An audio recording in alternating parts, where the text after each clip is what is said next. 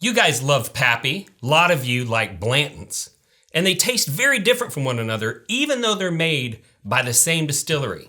So I figured this is a good opportunity to teach you about bourbon flavor variants. So stick around.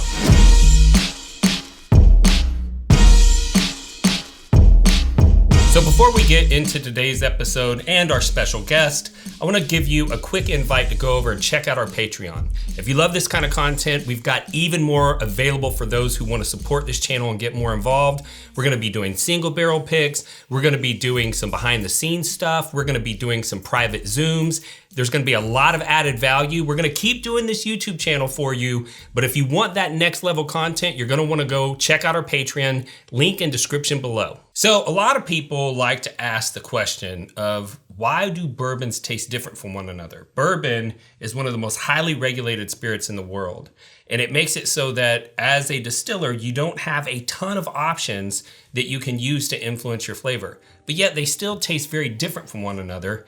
And so what I've decided to do is invite my good friends from Belfour Spirits to come. We have Dayn and Reaghan, and Dayn here is the distiller for Belfour Spirits, and he's going to help us break down some of these process differences and how it affects flavor. So welcome to the show. Thanks, Randall. Appreciate it. Thanks for having us. Yeah, very excited. I've been trying to have y'all on for so long, and give us an excuse to drink some whiskey with you, right? Yeah. Yeah, we just had to wait for Daddy to get out of town, and we could jump over. Right. Kids have some fun. So for those of you who don't know, Belfour Spirits is a family-owned business. The patriarch, Ed Belfour, from Hockey Hall of Fame, the legend, brought the Stanley Cup here to the Dallas Stars. And here we are in Dallas. They still live here, and I've gotten to know these guys. They're awesome, and I love their products, but they do have some background knowledge that's going to help us to break down this topic. So let's jump into it.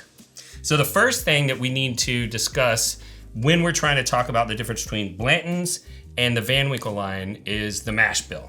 Okay, so the Van Winkle line is a wheated mash bill, so they've taken out the rye and they've put in wheat instead of the rye. Mm-hmm. And so in you guys' experience, what's that going to do to a whiskey to change its flavor? Well, all I know is wheat is sweet. So typically when you're going to get that wheated, influence into a bourbon, you're going to have a little bit more sweetness. Rye, as many, Canadians are familiar with, you're going to get that hot, spicy. So I'll let Dayn touch a little more on that, but I just remember the rhyme, wheat is sweet. I couldn't have said it better. When you pair corn and wheat together, it's typically super sweet.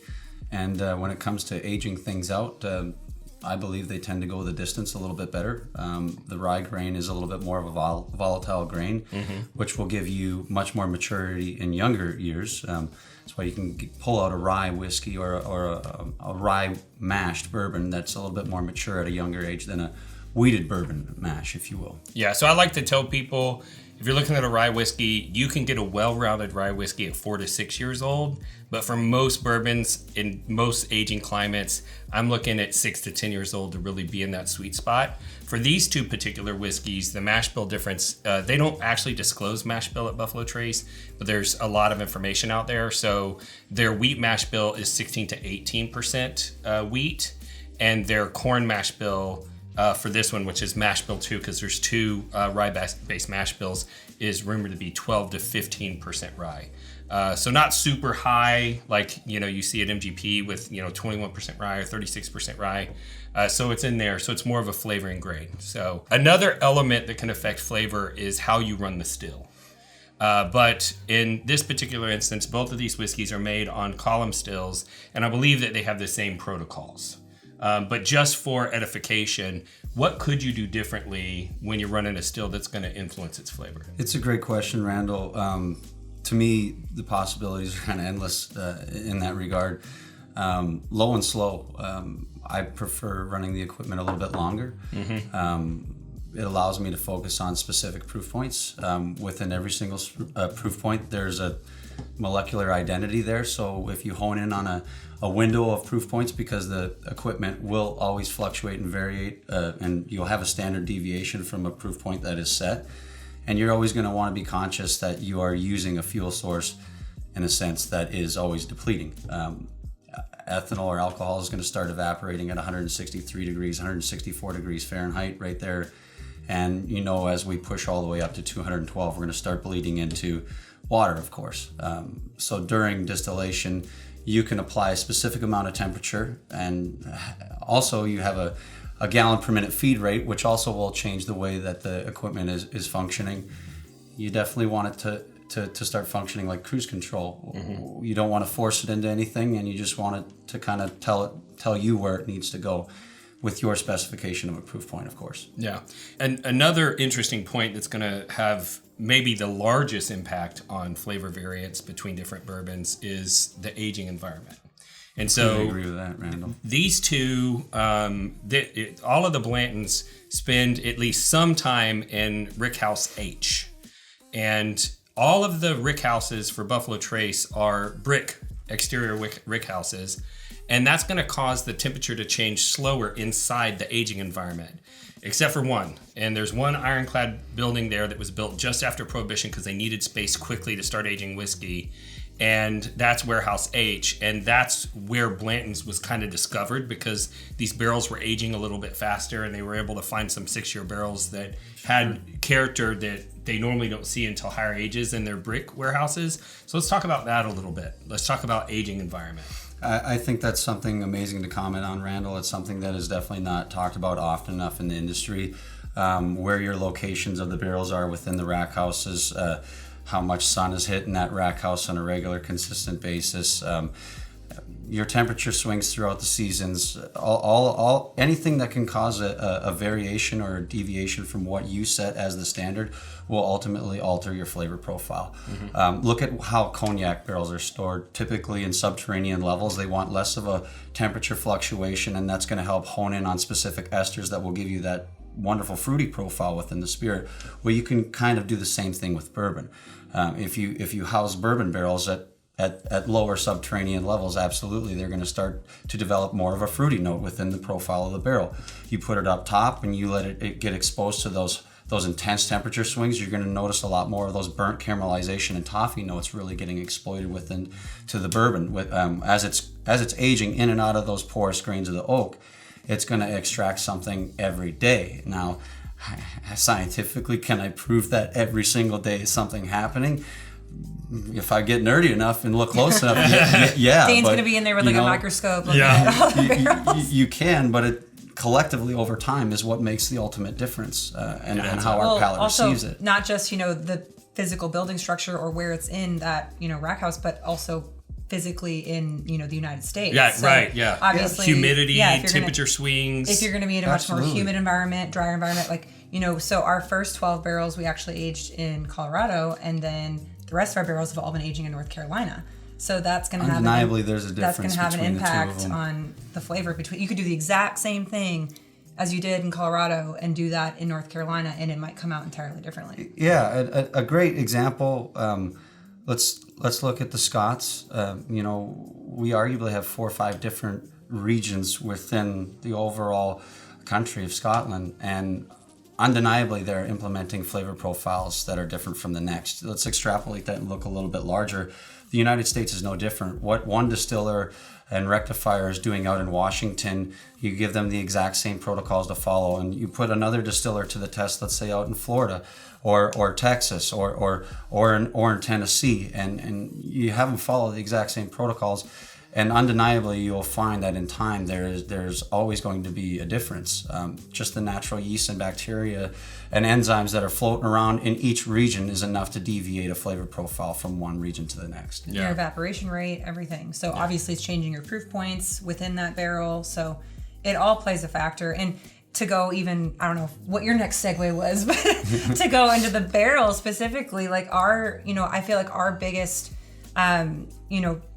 very meticulous thing that we focus on is our wood selection for our barrels and our barrel profiles. And so we call our dad the mad scientist. He is a nut for focusing on where the wood came from, the type of toasting, charring, all those profiles.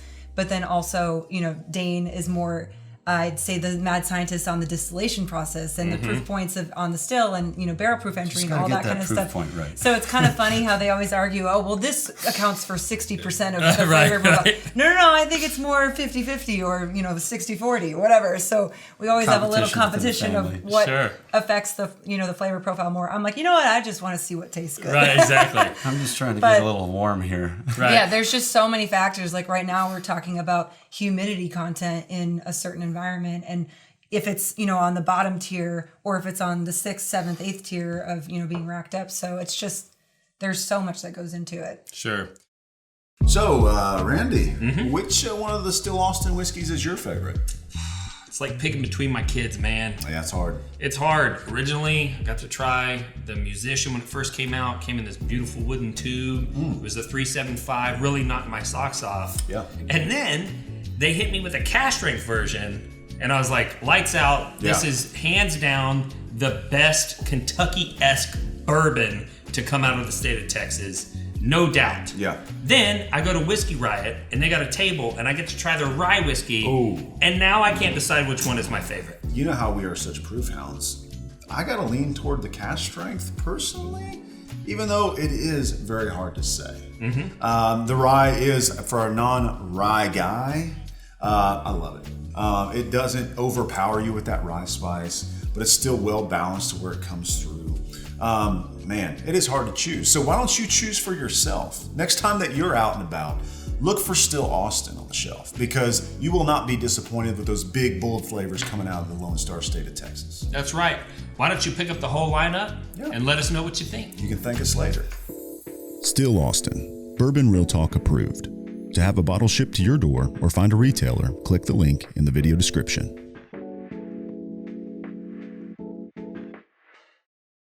Well, and that leads to my next point, which is proof. And as a producer, and Buffalo Trace releases the Blantons at 4 proof points that I know of. They have an 80 proof version. The one that we're used to in the U.S. is 93. The gold is 103, and then the straight from the barrel is just a barrel proof, and they're normally 120 to 125 to 130, something like that. And on the Van Winkle line, they have a wide variety too, like the Lot B's 90.4, but the Old Rip is 107, and the different bottlings have different proof points, and that's a decision that has to be made. Somebody, when you're creating the brand, has to taste the aged whiskey that you're thinking about starting this brand with, and decide what proof point are we going to release it at. Well, I think it's more 3 decisions. Right? So it's what proof point are we running the still at? What proof point are we entering into the barrel? And then what proof point are we bottling at? Yes. So I agree with that, there's, Reaghan. 3 forks in the road, if you will, of how many times you could change that flavor profile. That's a very meticulous statement of you, Reaghan. Proof point off of the equipment for me is a game changer. That's night and day difference. That's Dr. Jekyll and Mr. Hyde. We've done a sampling throughout, whatever point increments of trying to decide what was the sweet spot. Right. And it's amazing important. How much of a difference especially it makes. When you're doing sweet mash, undeniably, because every mash you're going to do has a little bit of a deviation from the mash before. So your proof point, you might not be as active at that same proof point as you did your distillation run before, or maybe you got 10-degree difference during that day, and that's all going to pan out into a variable within that algorithm that you're trying to limit variables in a sense. That's the closest way you can get to doing something in another batch is following all of your steps and minimizing variable from step to step throughout your entire protocol. Mother Nature is too much of an overall variable for you to be able to do the exact same thing every single time. You'll drive yourself mad. Don't do it. I look like this for a reason, ladies and gents. I mean, but obviously if you're working with way greater volumes, like the big guys, they have so many barrels that they're going to have a consistency enough that when they blend them all together, they're creating a consistent product. But when you have the craft guys that are doing, only a few barrels here and there, it's going to have that Mother Nature influence a lot more. Sure. And that actually brings me to the next point, and that's barrel selection. And something that we've been talking a lot about, because Buffalo Trace makes all of the Weller lineup and William LaRue Weller and all of the Van Winkles, all off of this one weeded mash bill. And for Buffalo Trace Mash Bill 2, there's also a number of SKUs that they make out of this. And so part of what makes the flavor variance is they're tasting these barrels and they're sampling them, and then they're going, this one I think is a good fit for this line, and this one's a good fit for this line.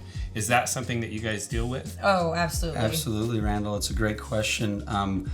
Just to put into perspective what we do at Belfour Spirits, because of perhaps who our father is, who he is, everything's a competition.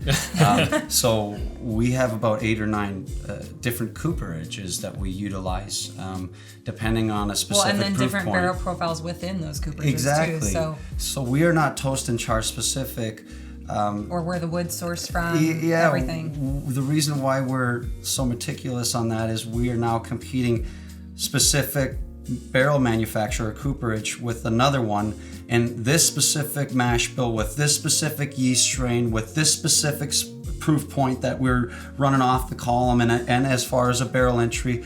So Dad and I and Reaghan are ultimately crazy enough to compete the coopers down to a specific age and that kind of a profile, whether it be a light toast and a char 3 versus a medium toast and a char 3. Like, we've gone every single char. Oh, you should see my inventory spreadsheet. It's absolutely insane. I've got it like color coordinated like a mad person too. So they're like tryouts, really. just, Yeah. It's a lot. Well, the last thing that I wanted to mention that's a big difference between these two is age. Between us or between the... 3 years. I am not willing to have that conversation because I actually don't know which one is older, and I'm not willing to guess. We're twins. Yeah, well, I could 3 years apart. I could see it. I could see it.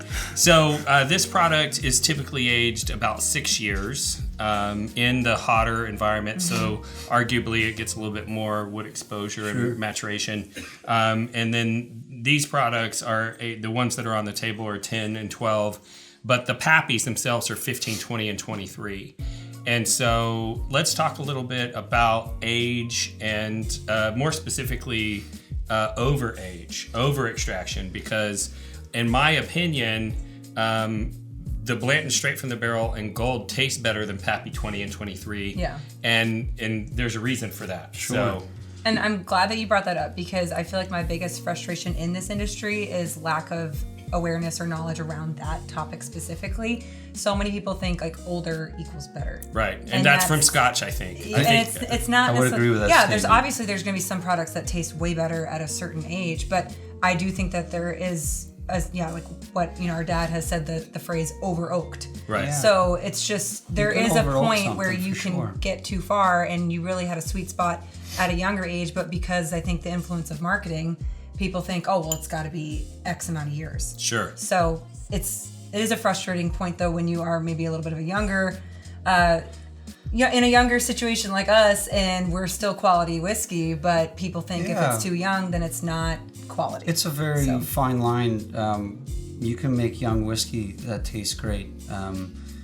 I would never want to lie about how old I am. I've been in situations like that where it hasn't turned out so well, perhaps. And, maybe a few more of us have been in situations like that. And in a sense, what I'm trying to say is disclose honesty. I can tell you right now, our family's got about maybe 1,200 barrels between October and February that'll all be turned 5 years old, and that's all distillate that we've made as Belfours. We've never purchased juice from another producer at all. We've utilized the aid of their equipment because our family didn't have $20 million to build our own distillery right out of the gate, so we wanted to lay down our own profile. And having said that, that means at one point I had whiskey that was a day old, Randall, right. and I mean, we didn't bottle that, but yeah, it was fresh right into the barrel, and that was white lightning going into oak and then sealing that shut. And I'll never forget, cracking it open and seeing what it's like at 1.5 years, seeing what it was like at 2.5, seeing what it was like at 3.5. And that's been fun for me to see them grow like children, or your dog or your cat in this case, because I don't have kids. I've got 4 cats and a shepherd. So, There's Yeah. my crazy mentality. That's why I drink all the whiskey. I don't go to Dayn's house because I fear for my allergies. That's fair. I've got cats, and I see how they age. Well, I see how the whiskey age, and it's silly. You just got to give it time, and then they learn a new characteristic. They learn a new personality trait. For me, Randall, you touched on it earlier. A 4 to 6 year old whiskey, by God, that's some damn good territory for drinking. Mm-hmm. I'm not gonna lie, And then specifically with rye in the mash, and then breaking on through to the other side, Jim Morrison style. Let's get from 7 to 10. Corn and wheat. Let it age a little bit longer. And I'm proud to say that I've got wheated bourbon that we laid down. Our 60-30-10 mash bill, that's straight up original gangster stuff right there. Yeah. I mean, I want to make something that people have been drinking for over 100 years and they're going to say, wow, yep, those boys did it. And, with a little bit of a different flair, a little bit of a different twist or a twang there that reflects our identity. And, then we'll start doing other stuff too. Dad and I and Reaghan, we've got other mashes that don't have wheat in it because we're rye guys at heart. So of course, we're toying with all of this other stuff to give our drinkers at home a different reflection and profile of what we are capable of. That's half the fun in this industry, is getting curious and trying to pull a rabbit out of your hat. Right. Right. Let's try something new. Let's do something different. And so while bourbon is a very restrictive category, if you are in the industry, you do have a lot of decisions to make, and it is going to affect your flavor.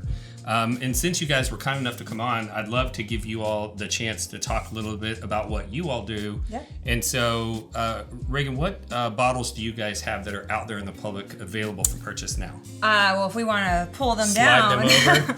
So one of our core products is our bourbon finished with Texas pecan wood. So this is a wheated mash bill. So this is 60% corn, 30% wheat, 10% malted barley.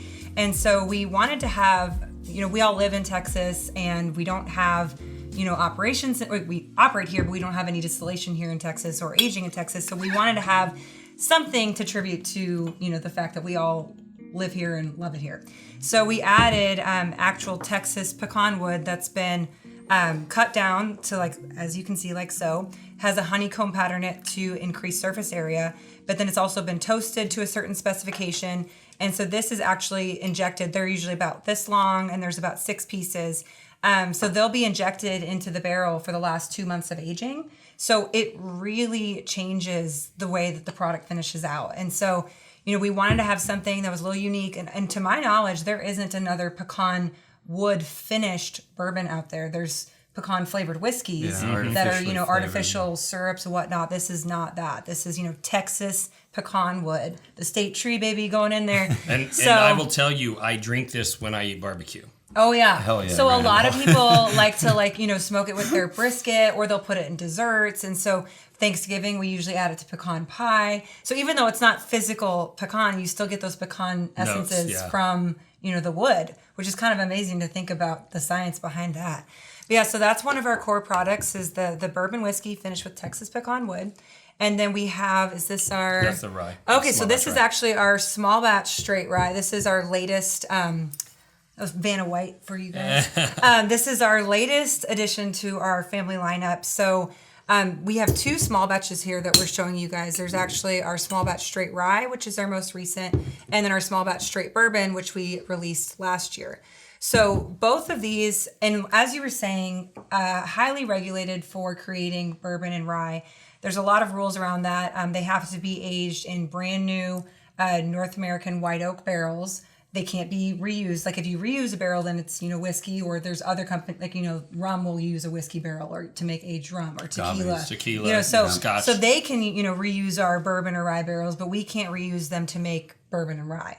So that's, a heavy regulation on creating that. But there really isn't a strict guideline around calling something a small batch. Right. So it's a marketing term. Yes. But that's why when we did ours, we wanted it to be a true small batch. And so that's why when you'll see our literature, it says true small batch.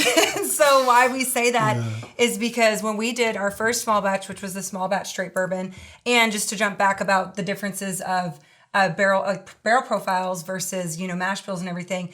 So our pecan bourbon and our small batch straight bourbon is actually the same mash bill. They're both the wheated 60% corn, 30% wheat, 10% malted barley, but entirely different barrel profiles. So these came from a different cooperage than where these came from.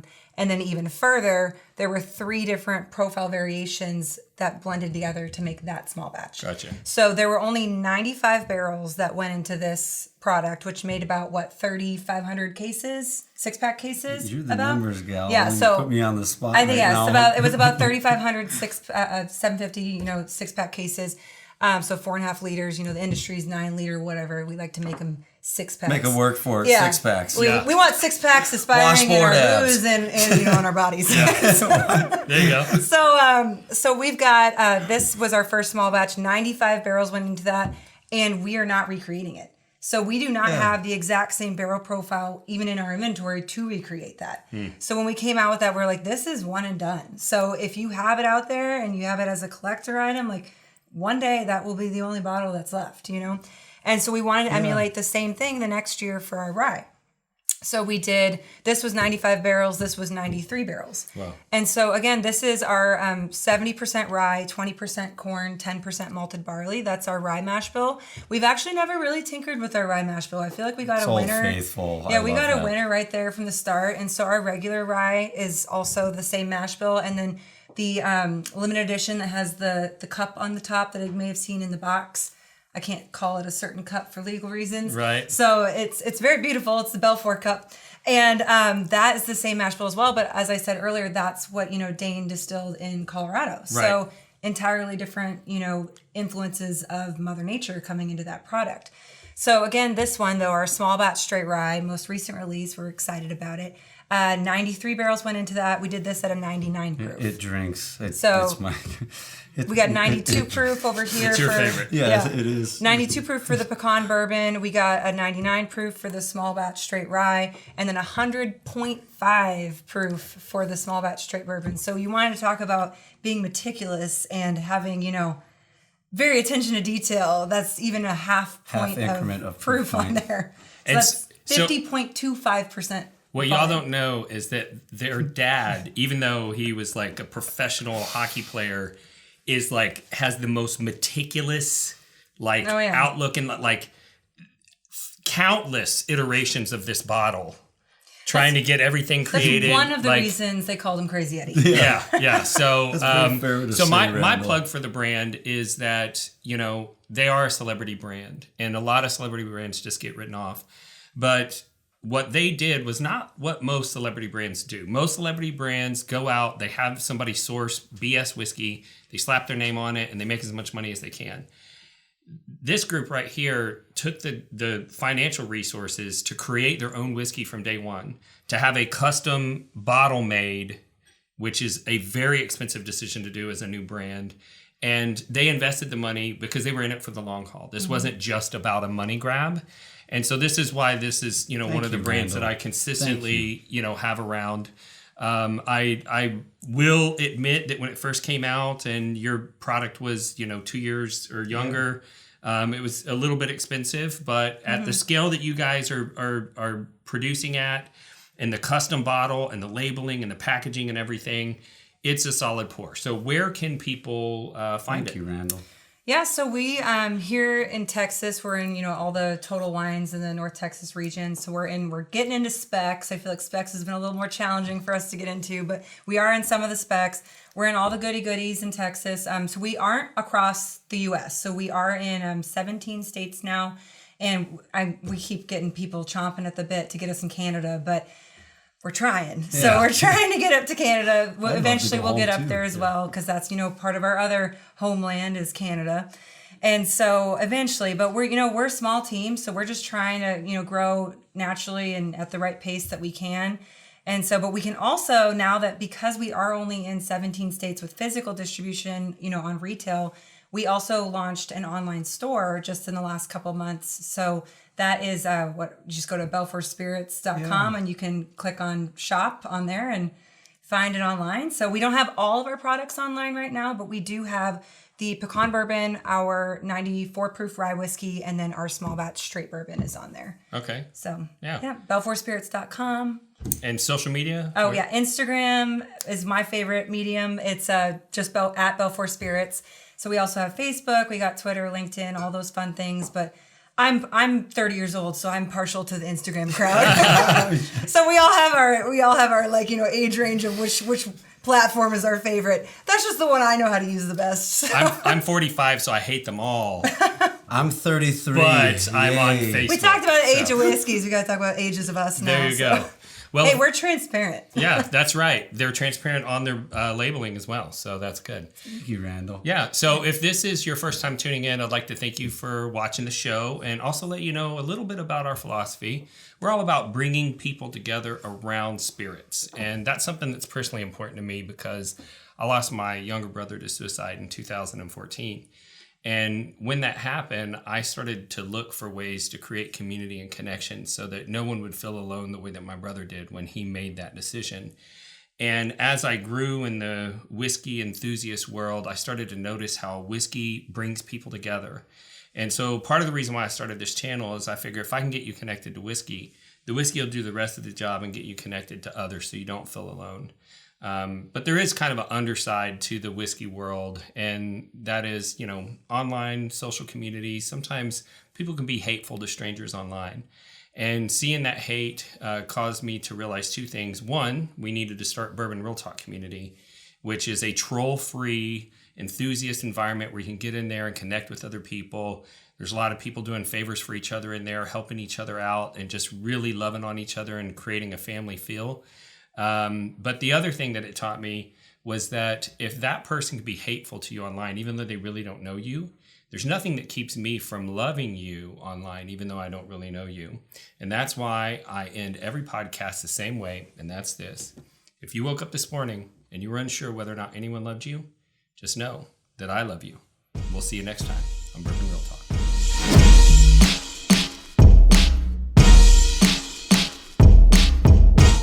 Hey, nice hat. Hey, thanks. Nice lanyard. Nice rocks glass. Thanks, man. Nice travel case. Nice blend topper. Thank you. Nice candle. Nice bottle bag. Thanks, man. That's a nice tumbler. Nice woman's t-shirt. Oh, thanks. Nice extra schmedium shirt. Get yourself some nice things and get all the compliments that come along with it. Shop bourbonrealtalk.com.